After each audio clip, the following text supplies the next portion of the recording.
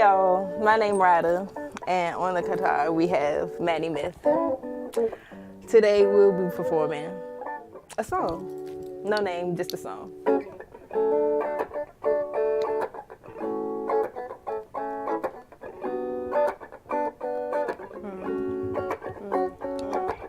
I got a tendency of telling myself that I'm worthless. Call it trauma or depression, I'm not really certain. Cause every other day I'm feeling like the best above the rest, but then it all fall down and I see that I'm hurting. And that's the whole kill. I'm saying that, but I don't know who I am for real. And that's a big deal, so don't be like me. Live your life with no regrets or uncertainty. Cause if only I knew for certain why I'm doing all this hurting. I'm feeling without a purpose, my life, man, I don't deserve it.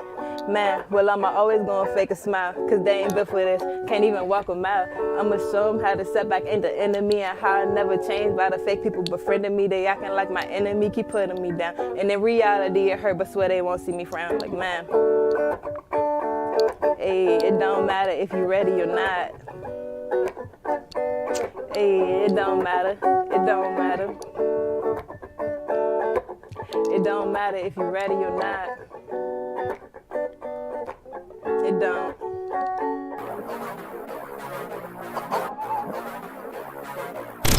I'm with Wartime, he just went and put me on.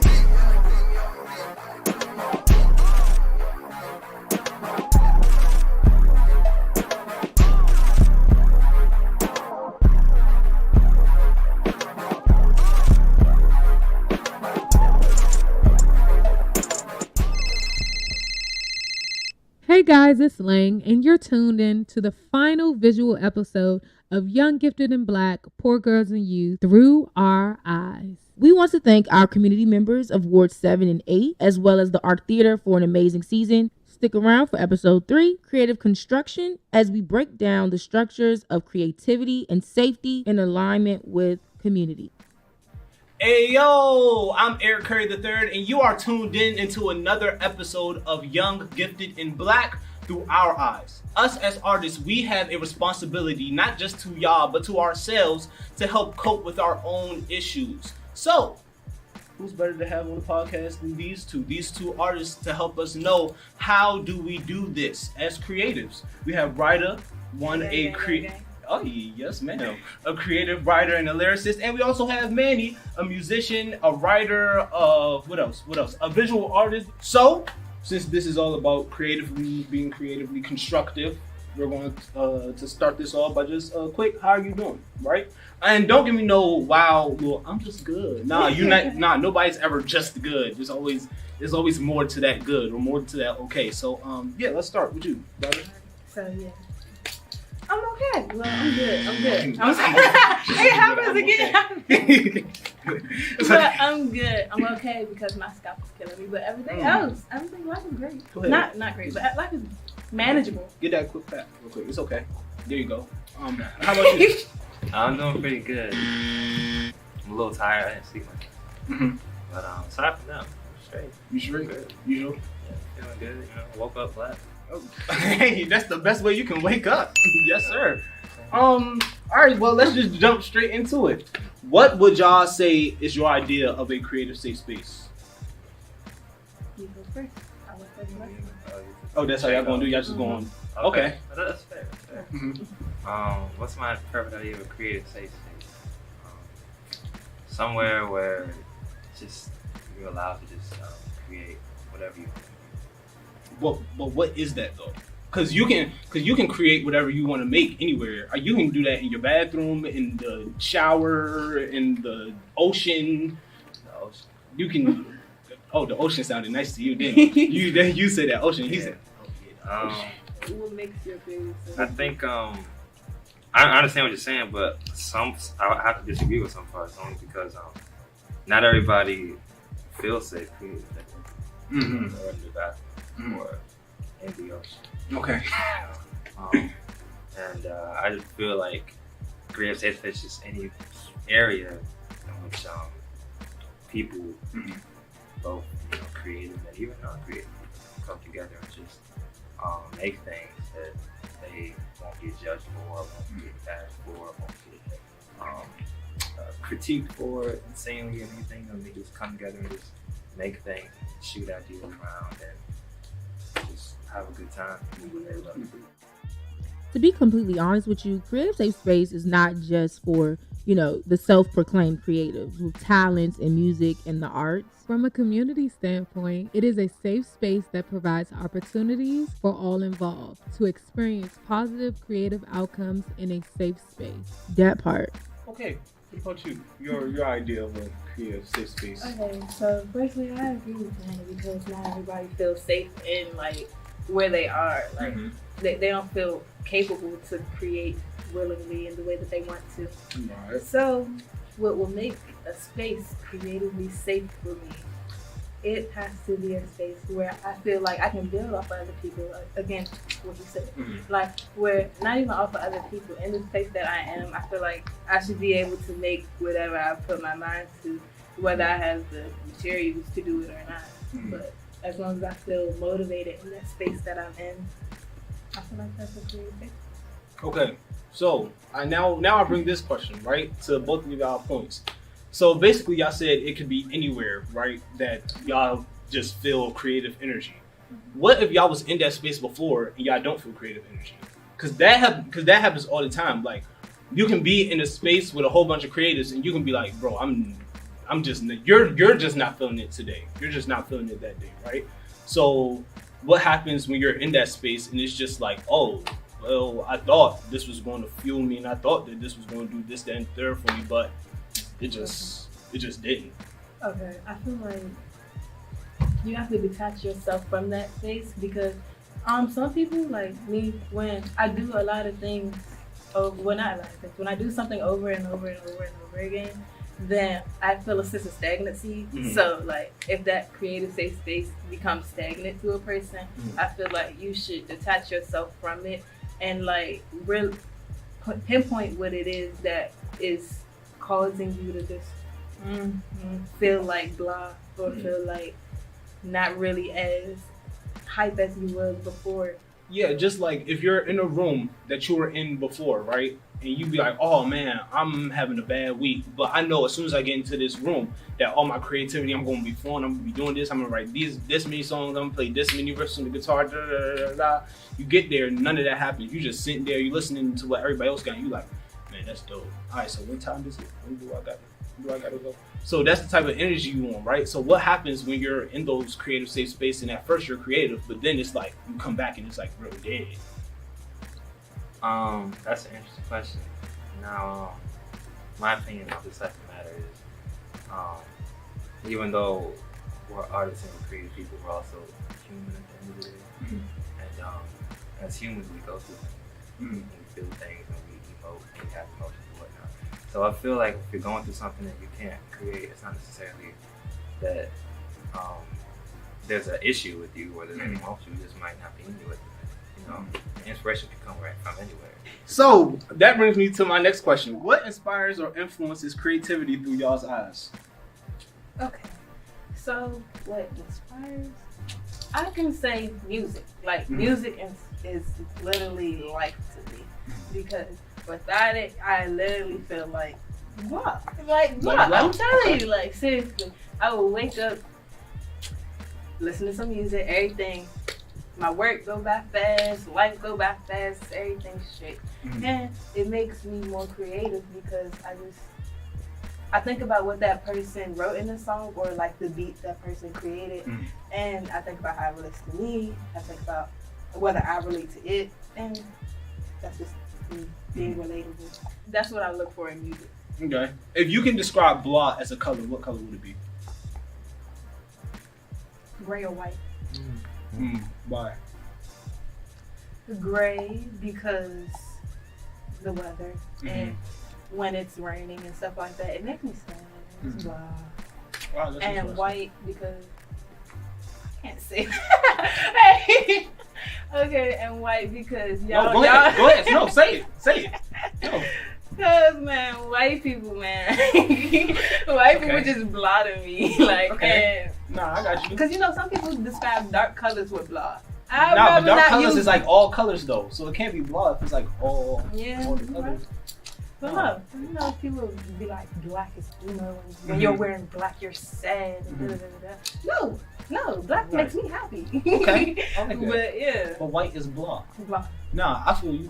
All right, so how about you? What influences my creativity? A lot of things influence my creativity.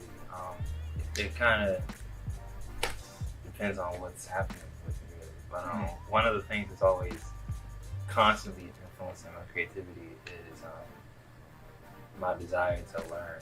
Elaborate. Okay, so primarily, I'm an artist and I'm a musician. And one of the things that fueled me to pursue art and music was to learn about art and music. And when I say learn about it, I don't mean just like learn about the history of it or learn about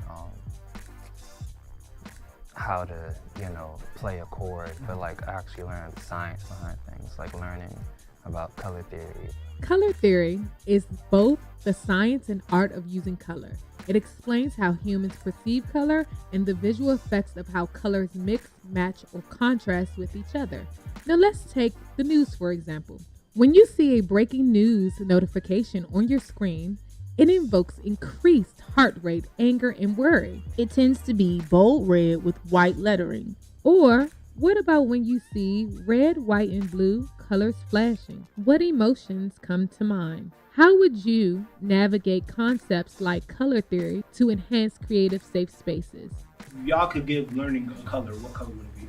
Learning color. Cream. I was thinking green. I really was. If I could learn the color, it would be maybe pink. Why pink? My pink. I feel like pink is a color that is often associated with women. Some of the best teachers ever known. You snapping it out. But yeah, I like that reference. Yeah. You hear how everybody back there just said, Yeah, no, I got the cosign. Yeah, that was real deep. Why did you say green? Because we both said great, but you ain't. Oh, How you shit. say Ooh, okay. I say green because when I think of learning outside of my art, I think nasty, no, ill, blah. Like when I think of educational learning, I'm thinking no, And is that why you ill, said green? green. No. So that's why I said green. So we chose green for two completely different reasons. But if I had to say learning, but I also chose green because learning in my art, I think of that as like a sage green because I really do like sage green. So I think of that as like a sage green, a real calming green, a nice little tone of green, the right tone of green, or money green because that's where I was going with it. This actually brings me to my next point because like when we have these differences as artists, right, and we have to come into this space, right, it can mess with you. Because it'd be like, oh man, this artist might not like the same thing that I like. Oh, this artist or creative might not like the same thing that they like, but I like that, and da da da da da, right? How do we, as a community, take all the things that we don't like, but make something beautiful? Be radical. Don't be me. I'm not. I'm lying. You didn't say be you? Yeah. Is that what you're telling people to do? I'm telling people be radical. But be rad. RYD. Don't be radical. Oh. Don't be radical. Because that's just me. But if you are related yet different, because I feel like everybody can relate to somebody in one way, shape, or form. Whether it's like a similar idea, similar circumstance, similar thing that they've been through, regardless. I feel like people focus on the differences too much. I feel like, because you can be different, because differences do make you unique. But when it comes to like negative differences and what other people think of you and like portrayals, I guess, like none of that stuff should matter because we all bringing something to this space and it's making this space better. If we focus on negative energy, it's just gonna make the space more like you ain't gonna want to be here for real. Right. If everybody focuses on what we could bring into the space and everything like that's positive, I feel like the outcomes of a lot of creative spaces will be way better. Great points, guys. Here's something to think about. You gotta be yourself to free yourself. Respectfully respect the space and those in it, because what you bring is what it becomes. All right, this is where I stand on it, right? I like being in rooms with totally different people. Like people who don't think anything like me. Because now I get another point of view. But what about points of views where they're just like, I don't know. Because there are some points of view that are just not it. You can't. Now just can't. Now that's when healthy debate comes in. Not arguing, healthy debate. That's the only way we can push forward as a creative community. Kind of, sort of, Right, yeah. that's the only way we can push through as a creative community. We can't argue with each other. We can't just keep doing this with each other. Then that's getting nowhere. But healthy debate is how we push forward as a community, how we continue to progress. Where do we set the limit between debate, argument, and healthy debate? Come on. This is a debate. When we're talking and when we disagree, that's we're discussing, debating, proving our points. Arguing is just When anger is involved. yeah. When Okay. you're yelling over me, I'm trying to yell over you. You're wrong. No, you're wrong. No, we're all wrong. That's what arguing ends up leading to. Everybody's wrong at the end of the day. Yeah. So basically, but nah. So here's the question that really. Bada bing question. How has creating been essential to you all's mental health? Do either of you believe chaos fuels the best creative work? Ooh. Okay. Creating has kind of always been essential. Mhm. I wasn't always in music growing up, Okay. but I was always in music drawing. Mhm. And it was just something I would do to, express myself, be able to escape from everything going on around me, and all different stuff. And it's always been there. It's not gonna leave. You don't have to question your sense of it's gonna be there when I go to sleep. It's gonna be there when I wake up. Let somebody break my house and steal it. Okay. Let's hope that don't have to eventually do this. It's kind of wild. But you don't got to Would question. you make art after it? Exactly. You don't got to question. You don't got to question the same question for it. So it won't be there. So that's the thing. And don't answer the second question because I got a question in between that. Oh. That's going So to you lead got to that a second triple question. jump. Yeah, I got triple jump. Okay. Go ahead and just answer how has creative been to your mental health? Okay, so creating is very, very, very important because before I just held on to everything and like not putting it out in no type of way, like no either creative outlet, not even writing it down. And that was bad because that fueled all of the mental illness in my little body.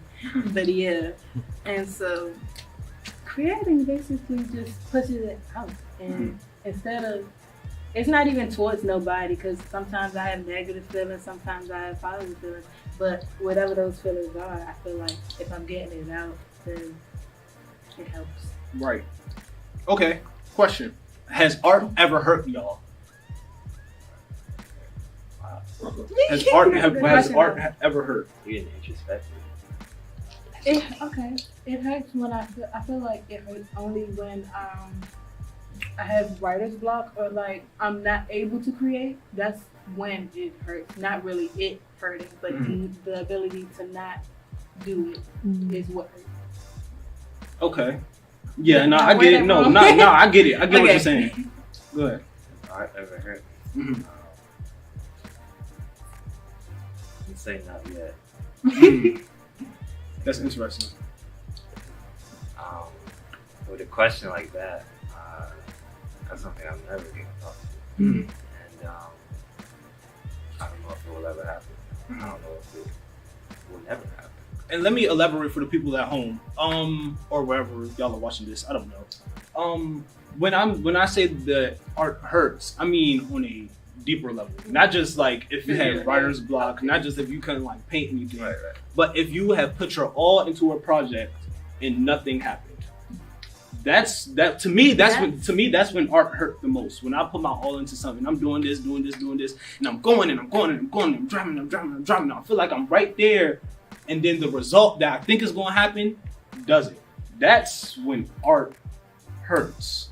Well, yeah, it hurts. I can say that it would hurt because you put your all into it, and like you actually, it's like your baby. Yeah. But like basically, you put your all into it to get to this one end point, and it didn't get there.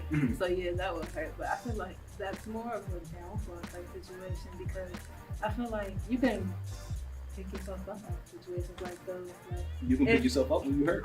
I'm gonna say myself in this case. Because like if I did something like that, put my all into something and it didn't come out, it would not come out or get the recognition like anything, then I'm more so gonna self-reflect on that and not really what it didn't do, but pay attention to what it did do and what it didn't do and make it better. But what did it do? If it didn't do anything? Exist, and because it's existing, it's great. I like it. I like that. Just because it's existing, it's great. So this is a question for both of y'all. What do y'all make music for? For what reasons do you do your art? I can answer, and if y'all are thinking, I can answer this question. I do my art not just for healing for me, but healing for other people. It's bigger. Like everything I do is just bigger than me. I want it to heal other people. I go to Duke Ellington, and all we talk about is healing others' wounds while healing our own simultaneously, right? And I feel like if I can't do my job in healing what you're going through, right? But I'm doing it all for myself, and it's like, man, what's the point? So what is y'all's why? Like, why do y'all do what y'all do? And don't just give me because I like it. No, nobody does it because they like it. It's not even because I liked it. It's because I didn't like how I was feeling at first. Like, that's why I create.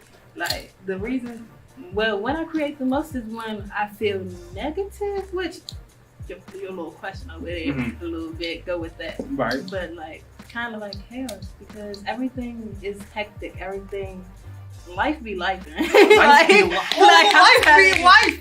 It's just like, and when it does, that's when I feel my most creative because I know that this is not a good feeling. So I want to make something or like create something with that feeling so that people don't have to feel what I felt. Right. Why do I create what I create? I have a perception on this, and my perception is once you become an artist, you shouldn't be selfish anymore. And what I mean by that is once you dedicate your life to art, what you create is no longer just for you. You know what I mean? Maybe in ninth or 10th grade, I just started playing the guitar, and I was just getting okay. You know, I learned a couple chords. I had a couple chords on my finger. You got something? You know, of course. You know, and I was homeless at the time, and I was like staying in and out of hotels with my family, and we were just living in like two-bed hotels and stuff, and we were just staying in those. And there was another family going through it like us, and she had the mother. She had these two kids, so these two baby kids, named Shayla and Terry. I'll never forget them. And Shayla was 4, and Terry was like 2. And I would play my guitar, and they would come out with me, and they would just like hang out with me, you know, play guitar, and we would do sing-alongs, and I would even paint with them and stuff. And it was just so beautiful, you know. And I saw the happiness and the joy I was bringing to these kids, and I was like, this is what I want to do. You know what I mean? And just from seeing that, I realized that like this isn't for me. You know, I'm doing this. Yeah, this isn't for me. You know what I mean? Like this is for everybody. You know. All right. So last question. Got this last question. This is for the people. This is just a little takeaway. Mentally. Well, first of all, mentally, leaving this conversation, how do you feel? 1 through 10. A good 9. Be honest. 9. Good. A 1? No. Oh, that's not a 1. You're a great host. I appreciate that, man. Appreciate that. It's always a pleasure. Yeah. And I'm gonna have to give it a solid 9.9. 9.9. I couldn't get the 10. That's cool though. Because he didn't bring me no snack. But I'm gonna give you that 9.9 because you could. Got you. I appreciate that. I appreciate that. All right. Takeaway. If there's one thing that we said in this whole episode that you want these folks to take away, one major thing, right? What would it be? Art is what you make it, Mhm. and like, regardless of what anybody say about your art, it's your art, and it is art. Like anything that you create, like put your mind to it, anything like that is your art, and you need to own it. Like, don't just be like, oh, I created this. Like, own it. Like, live through your art, kind of, sort of, because that's what a lot of creatives do, and that's what pushes the creative community. And you might be the next creative out here. All I can say as a takeaway is whatever you create, make sure it's true to yourself. Hey yo, my name is Eric Curry III. My name's Python. My name is Tiny. My name is Official China Doll. Hey y'all, my name is Summer. My name is RYDAAA. My name is Celia, and this is the ARC Theater's Young Gifted and Black podcast through our eyes, presented by Poor Girls and Youth. Imagine us. Imagine us. Imagine us. Imagine us. Imagine us. Imagine us. Imagine us. You gotta look at the So in like areas like 7 and more 8 and like Oh, that's me. I'm good. I'm not saying. No, it is quiet on the set. This is the ARC Theater's Young Gifted and Black, Season 3. Through our eyes. Cut. Imagine us. Hey! Yeah!